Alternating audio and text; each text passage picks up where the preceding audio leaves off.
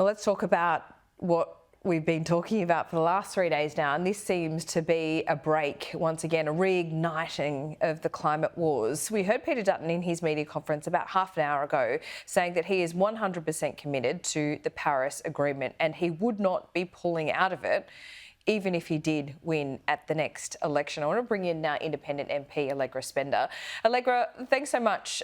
This is obviously really key for you because your platform at the last election, having won the seat of Wentworth, was the number one issue was climate change. Peter Dutton is essentially pointing out that Labor's not going to meet its own targets for 2030, so we need to be realistic. Do you accept what he is saying? Look, no, I don't. I think Peter Dutton is, frankly, at this stage, worse than Tony Abbott in relation to climate.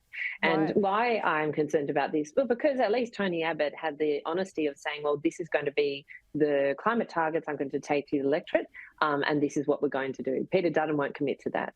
And in terms of what Dutton has said, he said, the government's not going to hit 43%, so therefore, we should abandon it. Let's be honest, the government's the modelling from the department has suggested we're on track for 42%, which is pretty close to 43%.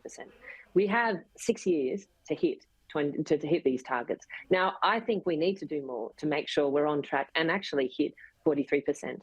But this is not the time to abandon the targets and say, we're not interested. This is the time to actually get the policies in place and say, what's working, what's not, let's deliver. And frankly, the coalition has voted against every substantial piece of climate legislation in the parliament to date, including those backed by the business community. So for me, this is Peter Dutton not being credible that he actually wants to make significant changes and significant reductions in our emissions. You're talking about the emissions reduction target. I'm also focusing on the renewable energy target of 82% by 2030.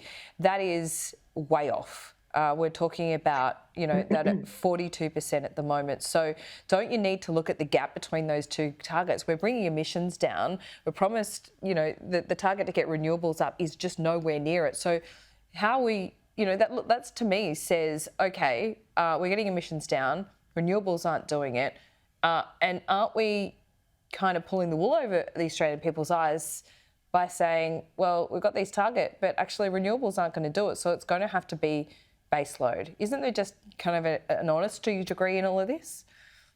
Look, I think the target that really matters is actually how much carbon is going into the atmosphere. Well, not really, Allegra, because if the renewables aren't where they need to be in 2030, I mean, doesn't that tell us that something else is going to have to fill that gap, and it's going to be really expensive? No, I think the target that matters is, I think, the 2030 target of total emissions, and the renewables feeds into that. And so, I agree, we're not building renewables as fast as we need to. And so the job is to build them faster so that we can put renewables into the system, because we know, frankly, that the cheapest form of new energy, when the coal plants and everything close down in the next 10 years, many of them are at the end of life.